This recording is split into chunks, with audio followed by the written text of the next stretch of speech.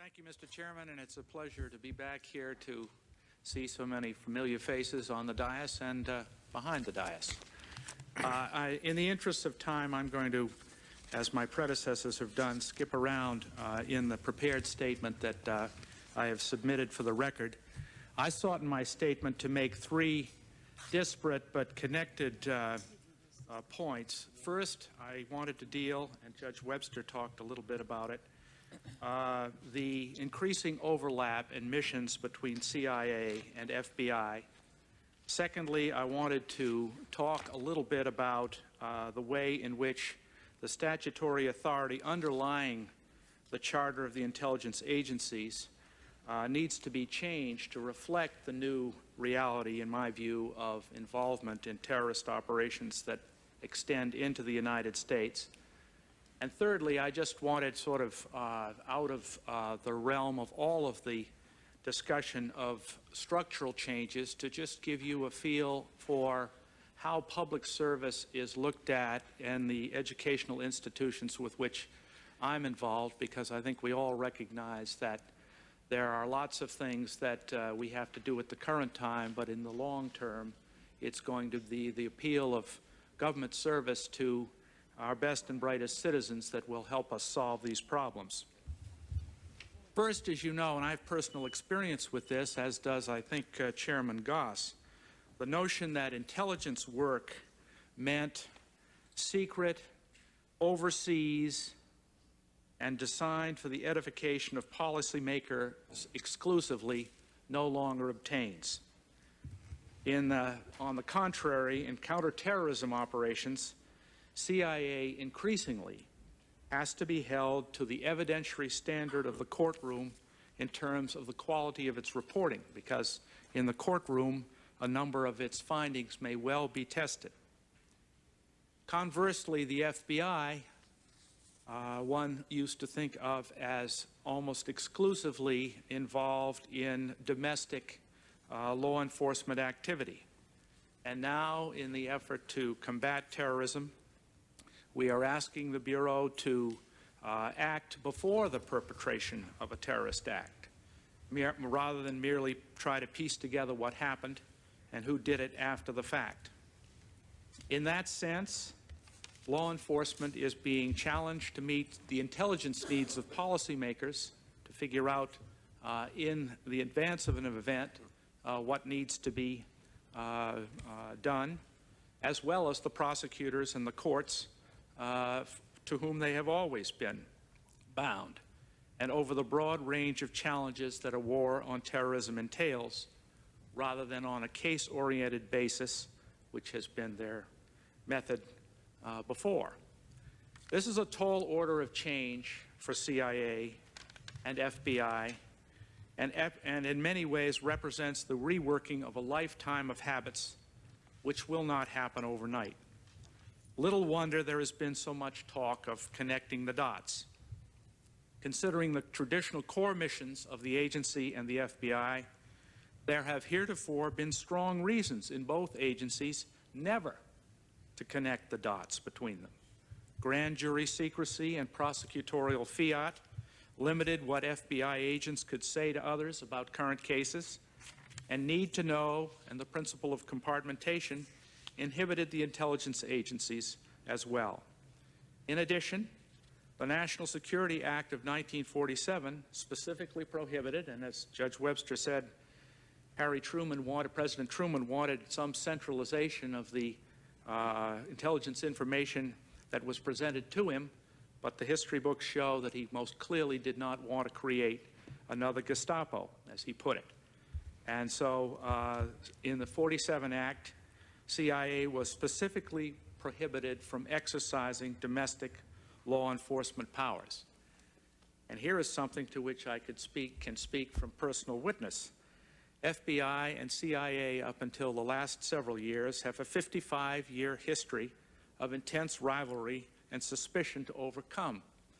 FBI Director J. Edgar Hoover sought to strangle the fledgling CIA in its crib in 1947, sought to keep its authority to retain overseas deployments in Latin America, and to tightly constrain CIA collection and counterintelligence activities in the United States, even in the early days when there was a foreign nexus.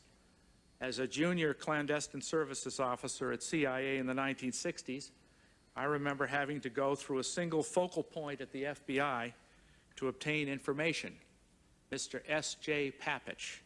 I'll never forget the name, and will always wonder if there was ever such a creature. In those days, it was hard to think of establishing a day-to-day working operational relationship. Well, those things have changed, of course. I applaud the efforts of Director Tenet and Director Mueller to break down the cultural differences between the two organizations and to have CIA analysts serve on detail at the FBI and vice versa. But it will take time. My second point was that, and we appear to be making some progress in this world. The USA Patriot Act required Attorney General guidelines, for example, to implement the grand jury testimony sharing that's to take place with intelligence officers. I gather those are out. I haven't had a chance to study them. Likewise, we're going through a process that eventually will sort out what will be the area of permitted operation of the FISA court. But I've argued in a academic journal last spring that I think this committee and other committees of the Congress will have to come to grips with the fact that the prohibition in the 47 Act against CIA exercising domestic law enforcement powers is no longer applicable. Seems to me that with CIA, for example, sitting at the elbow of domestic law enforcement and supplying intelligence information and expertise relating to the foreign provenance of terrorist planning and implementation, which we want it to do, what it has to do, as Judge Webster said, if we are to be successful in preventing future 9/11 attacks. This has got to be construed, or will be construed eventually in a court of law, to be domestic law enforcement activity, which is specifically prohibited, as I say, currently under the 1947 Act. So I think you have to take a look at that. Finally, let me take a moment to talk about what I encounter on the university campus. I was sorry to hear from my distinguished colleague, Lee Hamilton, that his contacts or his involvement with academics have uncovered a cynical vein in the atmosphere and in the attitudes of some academics in conveying their views on the intelligence community at the current time. I can't say I've run into that myself, but it's perhaps a different place. I think you would be proud of the response to the events of 9/11 that has taken place on the university campuses where I have the privilege of teaching, Princeton and the University of Virginia. I have students visiting me every day seeking help in getting their resumes to the intelligence community, law enforcement, and the armed services for summer jobs, internships, and permanent employment. I'm currently supervising 5 undergraduate theses on subjects relating to the war on terrorism, historical or prospective, and have had to turn down others. Indeed, one of my students is here today, I'm glad to say. And several of my students over the summer have begun the study of Arabic, are continuing it during this academic year, clearly as a response to the events of last year. And that's not an easy language to study, as you all know. What concerns me is that traditionally the United States government has been quite poor in capitalizing on this outburst of patriotic enthusiasm. I read the statistics of government being overwhelmed by the growth in interest and number of applications for employment in the post-9/11 involvement event in the national security area, and I can sympathize with the difficulty of sort of sorting through these numbers. They're drinking from a fire hose. However, to me, it is so important that we capitalize on the renewed interest in public service that that I see among American students. Every person on this committee is aware of the frightening statistics reflecting the eligibility for retirement of large numbers of current federal civil servants over the next 5 years, with no identifiable replacement cadre in the wings.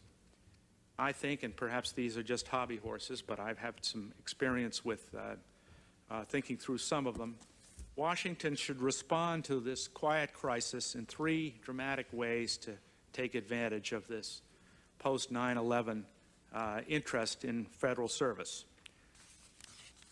Radically increase the number of summer internships that are available for qualified students in the intelligence and law enforcement area. Now, these students obviously aren't going to be green as grass, able to help out in any material way with a lot of the problems that our current CIA and FBI officers are facing. But it is so important for them to get an idea of what this work is about. It's also important for government to be able to look over these fresh faces to see if they have what it takes to work in this area. And I think internships are a perfect answer to that. The implications of federal pay, I'm sure, have been brought to your attention constantly. Federal pay has fallen way behind pay in the private sector for our best students. Now, that's not to say that our ablest students who are interested in government service are going to be absolutely deterred from coming in, given that discrepancy. But frankly, recognize that with the rise in cost of university education and graduate school, it means that a good many have loans to pay off, and it is a discouraging factor. And finally, on a more general point, and I think we're all about this now, over a considerable period of time, several decades, I think, it has been customary for competitors for the highest office in the land to denigrate the federal service and denigrate the U.S. government in Washington. Frankly, this has had its impact on many of the students with which I'm involved. It's made them skeptics, and it has caused them to shy away from the federal service. Let me give you an example.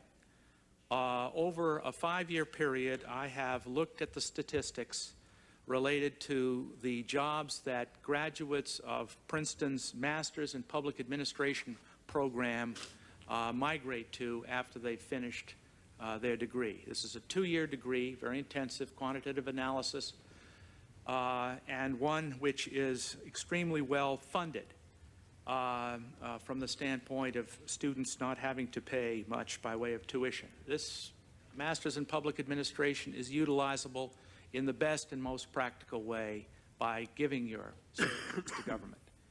We're down around 20% of that graduating class of 63, who elect to go to work for the federal government or state, local, and municipal governments likewise. Does that mean that the rest are trucking off to Wall Street or the management consultancies? No. In many instances, they are preferring NGOs, non-governmental organizations, and international work, international consultancies to these jobs. So it isn't something that can be discussed entirely in the context of money.